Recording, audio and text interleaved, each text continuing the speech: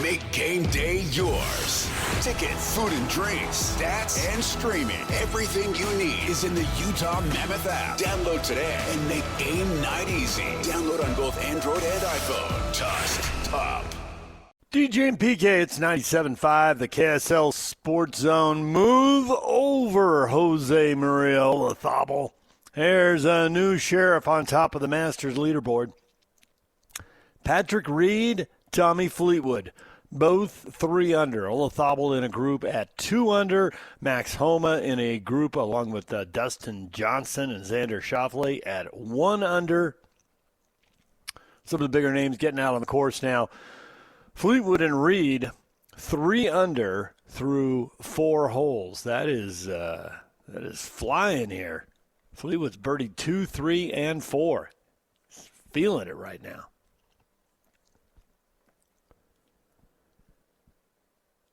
Reed with an eagle at 2. That got him going. So we'll keep you updated on the Masters all day long. Bob Casper and Brian Taylor are joining us. Every show they're joining us from Augusta National where they're watching the tournament. So, and they'll have their show there Saturday morning from 8 to 10. You watching any of these putts go in, PK? I'm any watching long every ones? single one of them. Bombs away, dream babies. Yes. Dropping 30-footers? Yeah, I wanted to pick Fleetwood, but one of you two picked him ahead of me. Seems like he's one of these guys that is around, and will his time come? I believe in a lot of things. I believe this theory in life. If you work, and pursue, your time will come. I believe that those things will happen. You will not continually be turned away. You will be rejected, but there will be a time where you will succeed in what you're trying to accomplish. DJ and PK, we're joined right now by Mark Durrant. You hear him on BYU radio broadcast for the basketball games, along with Greg Wrubell. Mark, welcome back to the show. Hey, guys. Always a pleasure. So the last 2 days have been pretty busy with guys hitting the portal. It looks like you're going to have to meet a bunch of new basketball players and get to know them. Does this surprise you at all, or is this the way you figured it was going to go? No, I mean, I don't think any of us are surprised at this point. I remember thinking, this season calling games, there were several games that the opponent had no one back from last year, a completely new team. And then there'd be the guys that, that had been on 5 different teams.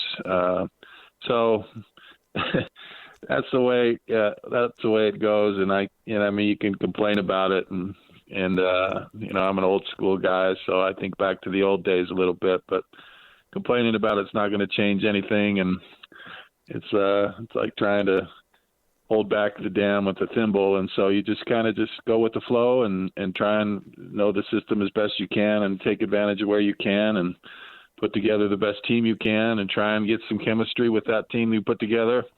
So until, something changes, that's kind of where we're at, and no use complaining about it. Just kind of do your best with what you can do. Yeah, there's no question that it is a system-wide issue. It's not particular to any particular school that you have this enormous turnover. I'm wondering, going forward with Kevin Young, as he's figuring things out, he's only going into his 3rd season as a college basketball coach, and he takes over in probably the most turbulent of times and chaotic times ever, and nevertheless you have to negotiate and navigate it. With that in mind, what would you say would be the best way for BYU to approach it? Could it be continue to do what you do, or try to find some stability so you're not overhauling the roster, even if that is possible? Yeah, I mean that's the great question for Kevin Young, and I think he comes from a unique place with the NBA, and you're starting to see, I think, more NBA guys, coach North Carolina from the Nuggets, Malone, and I think that helps to come from an NBA mindset where it's more like what we're seeing now, players getting in. And anyway, I've been thinking about this a little bit, Pat, and I think the formula for BYU would be. I mean, listen, it's an LDS institution, so I think that the number one thing is you try and get the best LDS talent. Now, that's always been the case, except for when they took me. I was a mediocre talent, but well, it was a favor because they got your brother. Yeah, they did. They did. I was a legacy, but you always wanted to get the best LDS talent. But the pool now is bigger than it ever was, and the best LDS players are better than when I played. But what you have to do is not just assume that a kid is LDS that he's going to come to BYU. You need to pay them what they would get paid anywhere, and so you try and get the best LDS talent out there. Whether that's 2, 3, 4 guys. And one of the reasons I say that because it just makes sense because it's an LDS school, but also when you've got historical ties and religious ties to an institution, you may have a little bit more stability. I mean, obviously, LDS guys transfer out of BYU all the time, but there might be a better chance to keep those kids and have a little bit better structure. And then, of course, you're not going to be successful unless you're heavily involved in the transfer portal. So you're always going to have 4 or 5 guys that are transfer portal guys and obviously you need guys that have proven themselves. I think it's a world today where there's no more kind of projects, and I think BYU had several project guys who that are enticing. You think, well, if I can just work with these guys for a few years, they're going to be a good player someday. I think that those days are gone where you can't afford to invest time in project players that might produce someday, because even if they do get good,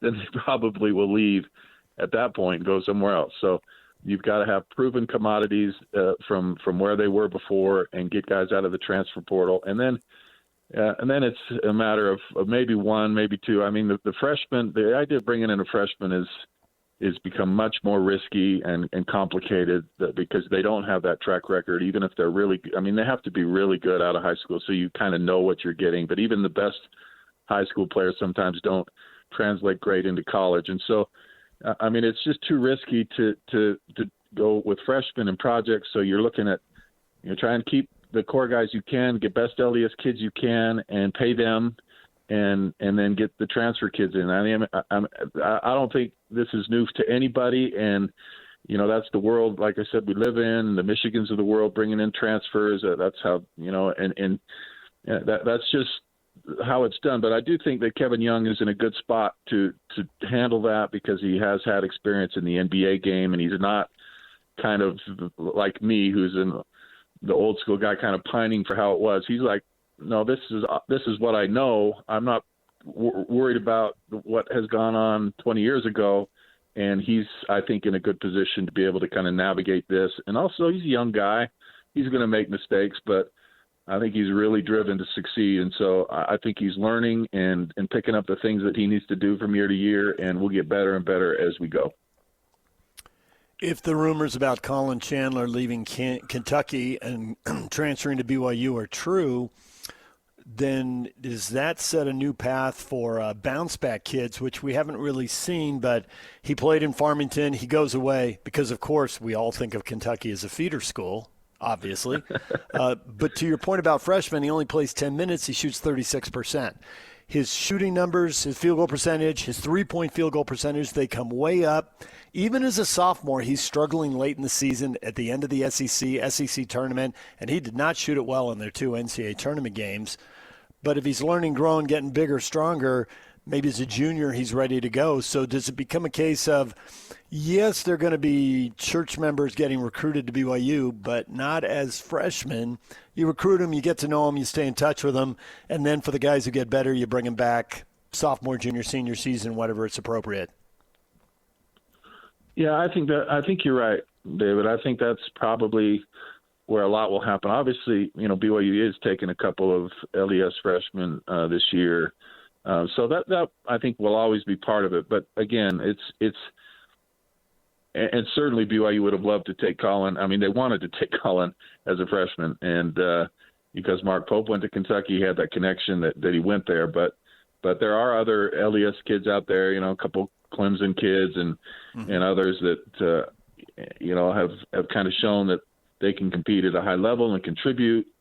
And you don't even have to. I mean, you don't have to be superstars. You just need to show that you can make a team better and can contribute and give minutes. And so I think that, again, the risk level for a junior Colin Chandler is much better than the freshman Colin Chandler, although you would have gladly taken that risk with him. But with that said, I mean, everybody now knows that Colin Chandler is a great three-point shooter and is a super athlete and is on a track to be like a Richie Saunders, where, you make that jump from a sophomore where he was really good on a Kentucky team and he could really be a superstar these next 2 years. But because of that, now that the risk is gone, you have to pay more, and BYU's going to have to, show up with the Brinks truck with him. But to your original question, yes, I mean, I think that's ideal, that a kid goes out, shows what he can do. Maybe his heart growing up, he's a BYU fan, or because of the religious ties, that he would like that experience at BYU. And then at that point, he's kind of proven himself, and you can feel more confident, even if you have to pay him, in bringing him back. In Portland, I was up there, and after the game, after the formal press conference, me and a couple other guys were waiting for Kevin Young, and he saw us there, so he stopped, very accommodating. And one of the things he said is that, he's going hard for shooters. To him, shooting is the holy grail of recruiting. All right, I can buy that. How do you balance that with guys that want to defend too? Because obviously that was a weakness for the Cougars. Yeah, I mean, I think that was a big miss for him, and he regrets it. Although, obviously when you talk about this year, you're talking about injuries. I mean, Dawson Baker would have been a decent three-point shooter, and Pickens might have been okay. But you basically on this year's team, you had Richie, who was an elite three-point shooter, and then AJ and Rob. Rob turned out to be a pretty good three-point shooter. Yeah. AJ was serviceable. He was good, probably his biggest weakness, but still very good. So you had three guys that were decent. Moo Davis was incredibly streaky. I mean, he'll have 5 threes in the second half and then misses the next 30. So once Richie was out, so your elite shooter's gone, and then everybody's kind of focused on Rob and AJ because they know there's no one else is going to make shots. Kostic was a little bit streaky. He was good at times, but you just had no shooters, and you just can't get away with that in college basketball. So there might have been some unique situations where, because of AJ's how amazing he was and singular talent that he was, that you just couldn't invest in getting shooters, and maybe that was it, or the injuries, whatever it was. But BYU was left in a tough spot where they didn't have shooters, and I think that's where that was coming from Coach Young. Regardless of who's on my team, I got to have guys that can make some shots from the three. It's just too important for college basketball. Yes, if you're like Arizona or Michigan with unbelievable size and athleticism at all spots, maybe you don't have to rely on that. But for the rest of the world, you better have some shooters. And the year before, BYU had a plethora, as Guapo would say, of shooters, and they could play 10, 11 guys. And this team was just so thin on the shooting. So I think Coach Young was stung by that. He might have tried to plan for it, but it didn't work out. And so now he's going to make sure that whatever I've got, I'm going to have guys that can make a three, because it's just too big of what you need in college basketball. Any level of basketball really nowadays, it's the 3-point shot that can really make a difference. BYU is 59th in defensive rating, and Arizona and Michigan were 1 and 2. And all the 1 and 2 seeds seemed like they were top 10 or top 12 in defensive rating. So if you really want to be elite, you got to be elite there. You mentioned size. Rob Wright, best case scenario, looked his matchup in the eye, but probably was giving up size. Kebaketa gave up size against the better teams. This was an undersized team in multiple positions. Do you think that changes going forward? And he'll put – I don't know if he's going to bring in Harms to, be 7'3" and stand there at the rim and turn everyone away. Maybe he will be. What do you think as far as getting bigger players? Well, I'm a guy that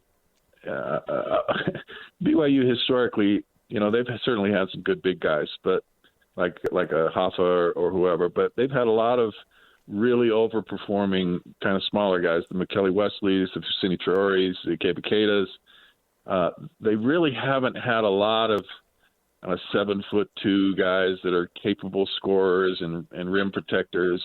And I think, just again, in today's basketball, the big man maybe is a little less important, but you look at those guys. Michigan's, Arizona, that guy caused unbelievable problems for BYU down low. Texas, their big guy was the reason they won that game, and BYU struggled against teams with really, really good big men. And you can't just Keba was one of my all-time favorites. I mean, he was a walking highlight film, and he could block shots, but he was undersized, and that comes not just in rim protection, but giving up rebounds and all those things. It just you have to have big bodies, and not only big bodies, but you have to have an offensive presence down low.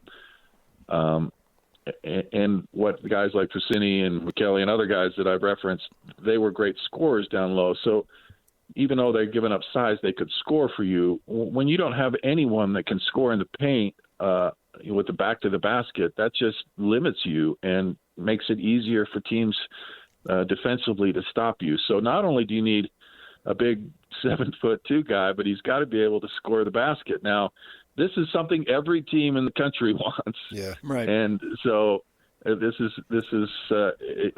high demand for those guys. But if BYU can somehow manage to get one of those types of guys, doesn't need to be scoring 30 points a game, but get 10 points a game, 7-footer, just lurking back there, I think that would really, really help BYU. I think of Utah teams over the years, and they haven't been great the last 20 years or so, but man, they put several big guys in the NBA, that type of guy. And I think if BYU could just find a way to get somebody like that, it could really help their prospects. It was a lot of fun to have A.J. DeBonsa in the program, and the kid just is so charming, and wow, what a kid. I don't know that you're going to find a better representative who's only going to be here 1 year and is not an LDS kid and doesn't come from Utah and all that. He was just a gem. Now we're all going to root for him going forward. You had a front row seat every single time he put the ball on the floor and did his thing, and it was just amazing. Forecast for us what you think he'll be as far as a pro, ranging from a decent player, an occasional all-star, perennial all-star, Hall of Fame. Where do you think? Yeah, it was a kind of a thrill for me to watch him. Obviously, the season wasn't ideal how it turned out for BYU, but it was a fun season, and watching him was like, yeah, it was really cool. Right. And I love that he was so in on BYU, and I credit a lot to his parents. Ace is a great guy, and they just kept him humble and kept him thinking right. And he was a great teammate, giving gifts to his teammates because he could. And he cares about a lot of things other than basketball, but he loves basketball. And I'd go to these these optional shoot arounds on the road, and he was always there, always working. And he would work so hard. He was constantly working on his game, and he wants to get better. He loves the game. And you see that as a characteristic of the greats. So, but in answer to your question, I was talking to Matt Carlino, who's a former BYU player who does the color at TCU, and he comes up to me, and this was him, and he said, "I think AJ is going to be the face of the NBA for the next 20 years." Wow. And I think he can be that guy. I mean, because of the charisma and his, he just has that nature about him that would make people like him. And I think he's got the game, and because he works hard, he's gonna get better and better. But what he can do, and then you take him out of college and put him in the NBA where there's better spacing and they protect the offense a little bit more. I think watching him do that little pull-up jumper. Yeah. Obviously no one will ever be as good as Michael Jordan probably, but you see things from great players in what he does, whether it's Kevin Durrant or Michael Jordan, that pull-up jumper that, it just looks really cool to watch him do what he does. And I think he will be a perennial all-star and could end up being a Hall of Famer, and will be someone that if he does do that, whatever happens, he's going to be proud of that he went to BYU and will rep BYU and will be paying dividends for BYU bringing him in for many, many years to come. I think he's going to be one of the greats, and I can't wait to see what happens for him. Well, Mark, we'll clip and save that. Turn you into Nostradamus. I agree with you, Mark. Well, Pat, one of the things I like about you most is you agree with me on things.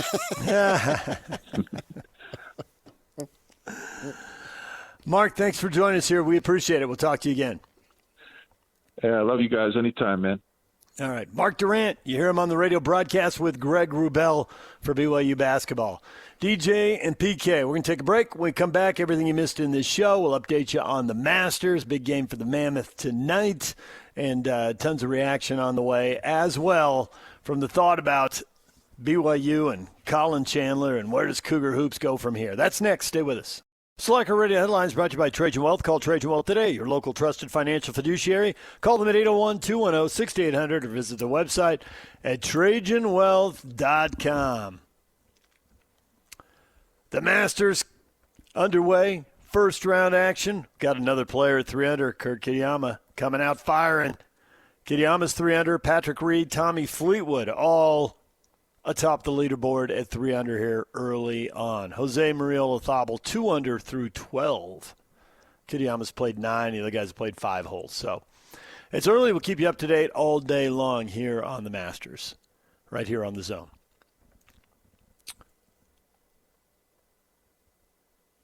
PK, we've talked quite a bit of basketball this morning. Mood Davis, Dominique Diamande announcing they're entering the transfer portal. Joining Rob Wright, Xavier Staten. Then you throw in the seniors. You throw in the freshmen who will probably be the number 1 pick in the draft. Not going to be a lot back for BYU next year. Nope. New players galore. Faces. Again. Yeah, right? Again. And the Utah Mammoth are down to their final 5 games. Big game at home. It is time to talk with Cole Bagley.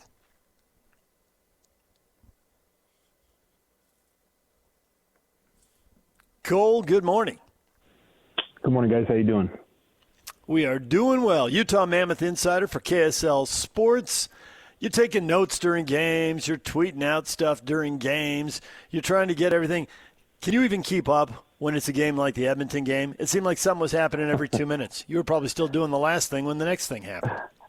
Yeah, I mean, most times that I was tweeting score updates, the other team was then going to the other end and putting one in the back of the net. So, no, that was a fun game. That's what we would call a barn burner, a game with 11 goals. I think there was 3 lead changes, multiple ties, and then, of course, an OT winner that just sent Delta Center into an absolute frenzy. So, it obviously, I think a lot of fans didn't necessarily appreciate some of the back and forth. It definitely got the blood flowing, and people were definitely a little anxious. But at the end of the day, Utah got it done. They beat Edmonton for the first time in franchise history, and they inched just a little bit closer to clinching a playoff spot. Do you think they needed that game to prove something to themselves? Oh, 100%. As of right now, it's the trajectory that both teams are on. They would end up meeting in the first round. And, do you really want to go into a first-round series against a team that you've never beaten, especially when they are, outfitted with the likes of Connor McDavid? We'll see what the status is of Leon Draisaitl. As the playoffs get closer, he's obviously been out with injury for a couple of weeks, and the overall whereabouts of his situation are unknown. But we'll see how that continues to develop. But for Utah, absolutely, they needed to win that game not only to improve their chances to get into the postseason, but as well to prove to themselves that McDavid was no longer Goliath. That they could conquer that team, that they could beat them. And it took a lot. It wasn't necessarily the prettiest game. There definitely were a lot of mistakes, a lot of hiccups, especially defensively and in between the pipes. But, they did what they've been able to do over the last, 2 weeks, which is, weather the storm, accurately and effectively navigate adversity, right? I mean, how many times has that team trailed early over these last couple of weeks and then ended up coming back and winning? That's what good teams do. That's what playoff teams do. And so I think for Utah, it was a huge confidence boost, because if you're going to face those guys here in about the next 10 to 14 days in the first round of the playoffs, you needed to make sure that you had proven that you could beat them at some point. Cole Bagley joining us, insider covering the Mammoth for KSL Sports. His appearance brought to you by Hercules First Federal Credit Union, growing stronger together. This is a team that's been top 5 defensively, but they have struggled to score, averaging a little over 3 goals a game for the season. But over the last 10 games, that goes up to 4.5 goals. And over the last 4 games, they've scored 25 goals. It's over 6 a game. So what is happening here? Is it simply a hot streak? Is it partly having Logan Cooley back, and he's got some games now, so he's kind of getting into the flow of everything? He's not just back. Is it something else? Because they're scoring goals at a stunning rate versus what we've seen all season. Yeah, I think it's a combination of things. First and foremost, I think just everybody on the team has kind of, locked in. They've all taken their games to another level, especially offensively. Clayton Keller, in my opinion, is playing the best hockey of the season right now. Individually, he has been just all over the ice. He has a different demeanor about him. He's playing in a way where he has the ability to kind of take over games offensively and put the team in positions to win hockey games. That top line has just been tremendously good over the last couple of weeks. And then it just goes down from there, right? I mean, the second line, Logan Cooley and Dylan Guenther have been producing. Gunther's chasing that 40-goal benchmark, which is just simply elite. Logan Cooley, it feels like he's kind of gotten back to his game. He missed a couple of months due to injury, and it was a little bit rough there for a while. It took him a minute to kind of settle back in, but he's now back at the top of his game. And then having him as well on the top power play unit has done wonders. They all season long they've been, I think, the second worst power play in the National Hockey League. Well, as of late, they're connecting, and I think, more than, or at least close to 30% of their chances, which puts them towards the top of the league, at least as of, recently. Having him back is a big deal. And then the depth just continues to step up every night. You're getting big goals from Alexander Kerfoot and Kyler Yamamoto and Liam O'Brien, and, everybody is contributing right now. Which I think speaks volumes to their intentions. A season ago, the Utah Hockey Club it never felt like they were really had that belief. It never felt like they were, taking, playoff implications seriously. Whereas, you fast forward to this year as the Mammoth, and, the additions that they made and the maturity that we've seen from this group, they want it. And you can tell that they want it, and they're playing in a way that proves that. So I think, if you had to kind of pin the offense on anything, I would say it's probably those things. They are taking this push seriously, and they'll have an opportunity to clinch tonight based on a couple of factors. Then how do they go from wanting to be in the playoff to transform that then to wanting to win in the playoffs? Because it's one thing to just get there, but obviously another to win. Yeah, I think it's all about taking it a step at a time. Bill Armstrong and the entire front office have been very patient with this rebuild. They understand what it's going to take to eventually become a team that can compete for Stanley Cups. Bill has said time and time again, he's outlined how long it generally does take for teams to accomplish that. And it's usually anywhere between 8 to 12 years for teams who, decide to rebuild to, become contenders. And so, just taking a year at a time. The biggest thing for them, the most important thing for them is to get in and then go from there. Obviously, depending on who they draw, will probably set expectations for what the postseason is. If they do end up drawing Edmonton, I don't know that that's a series that they can win. It just feels kind of insurmountable with, who is going to bet against Connor McDavid in the first round of the Stanley Cup playoffs, especially after what Edmonton has accomplished over the last few years. Obviously, they haven't won a cup yet, but nobody in the West has been able to tame the Oilers. So, that one feels difficult. But then if you look at Anaheim and Vegas, if Utah does end up drawing, either of those teams, expectations would shift. I think those are both series that Utah would potentially even be favored in, or at least series that they know that they could win. So, like I said, I think it's just continue to be patient, continue to build, take it a step at a time, and we'll see who they end up drawing in the postseason. If it's one of those other two teams, yeah, they could probably win that first round. But if it's Edmonton, obviously they would go in with hope and belief, but they would maybe have to shift their expectations just a little bit. Did it blow you away that after having the goal and the assist in Utah, he turned around and had the hat trick and 2 more assists and a 5-2 win in San Jose, going back-to-back on the road? No, that's He's that's just Connor that good. McDavid. He can do whatever he wants. Nothing's going to surprise you at this point. No, I mean, I was able to sit down with a couple of the Mammoth players, the other day at practice, just as they were preparing for the Oilers, and I asked all of them, and I said, how do you contain this guy? What is it? How good is he? And without question, each of them said Connor McDavid is the best player in the world. And there's a debate that it's between him and Nathan McKinnon, but what stands out about Connor McDavid's game is hockey is such a team sport, and so when you have a superstar that is just a one-way train of offense who can create something out of nothing every single shift, that's what separates him as the best player in the league. And we've seen that time and again, when they played Utah. I mean, he did that over their last 2 matchups. He dangled his way through the entire defense on the power play the other night, went right to the net, beat 2 guys, and you watch his ability to change direction, to stop on a dime, to maneuver in very tight spaces. There's just nobody like Connor McDavid. So, nothing he does surprises me. Cole, we appreciate the time. Thanks for joining us, and we will talk to you again next week. All right, thanks, fellas. EK, it's 97.5, the KSL Sports Zone. When we come back, your feedback next. Stay with us. DJ and PK, it is time for your feedback. What do you think about all this stuff we've been talking about? The Masters, is it gotta watch golf for you? Bill says absolutely. Best golf tournament of the year. The Open is second.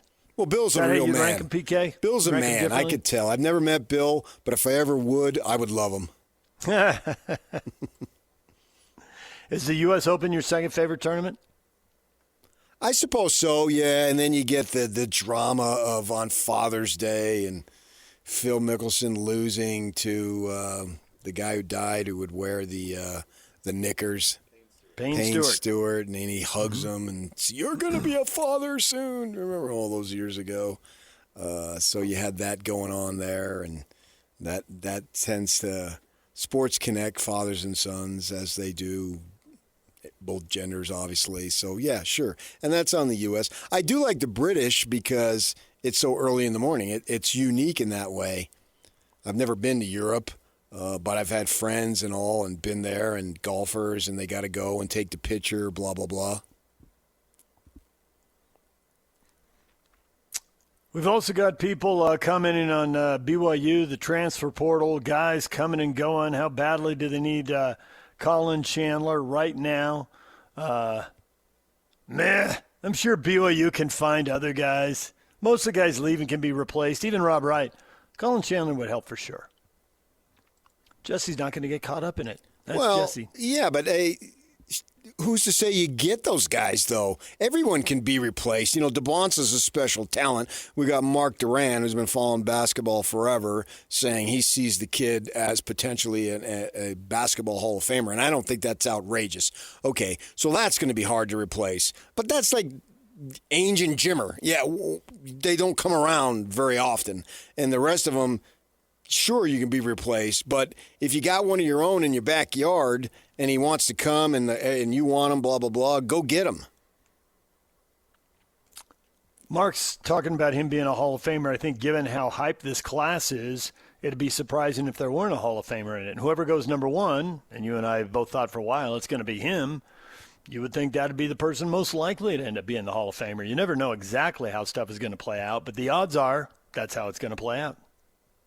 Yeah, there might be others, or heaven forbid, injury or whatnot. Yeah, it doesn't look like other stuff is going to derail this young man because he was so pleasant, and I wasn't around him a lot, but just watching him from a distance and being around him a little bit, he seemed to be very pleasant and you really couldn't ask for anything more out of that young man. Matt says, feed the man some cookies. Got to bulk him up. I don't know if cookies are the way to do it there, Matt. That's interesting, though, about bulking him up. It's the same thing with Ace Bagley. How much do you really want to bulk him up? You want to get stronger, but is it just simply, we've seen some kids like a Gordon Hayward. Oh my gosh, he needed to gain weight. Are you kidding me? He was just too skinny, too weak. But when you've got the superior athleticism, how do you want to handle that? That's going to be interesting to see with DeBonsa, and then of course with Ace over the next 2, 3 to 4 years. What's he going to look? What is Ace Bailey? There's a natural progression there that will take place. What's he going to look like from age 19 to 25, say? What will it take for college fans to revolt? And Jesse says, well, if they haven't already, I doubt they ever will.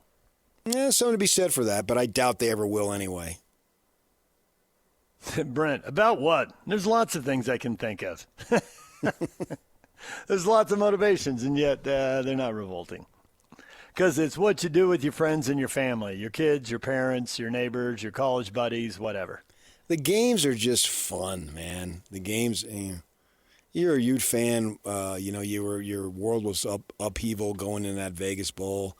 But then Dampier goes out there and, gosh, man, played so well. And if you're a Ute fan, that was fun. And now you're excited for this season because you got him back. And you're intrigued because it's a new coach. There's always storylines, man. And we got to spend our time, our non-working time, doing something. And I couldn't imagine myself. My wife and I, we talk about retirement. She says, what are you going to do? I say, well, I always have my woodworking to fall back on. That's Scotty G. That's not you. Scotty will go out in the garage and turn on the lathe and make pens for everybody, which he does, and he can, and you and I would just be breaking stuff. So, a man's got to know his limitations. Scotty can do that stuff. I don't think you and I should be out doing that kind of stuff. Yeah, and there will be things that I can do, certainly give back to the community, what have you. But like I told her, I said, well, you don't have to worry about from 5 o'clock on every night because I'm probably going to be doing the same thing that I've been doing for the last 25 years. Yeah, I worked with Reese Stein for years, and I asked him about retiring once, and he said, what am I going to do if I retire? Go fishing? Right now I'm going fishing, and they pay for my gas. Yeah. Okay, I can't imagine I won't be watching ball games. Yep. I mean, I'm 72 now. I figure I got a year or two left. That's probably about right. Yeah, good math. All right, we'll leave it right there. DJ and PK, Jake and Ben are coming up next right here on The Zone.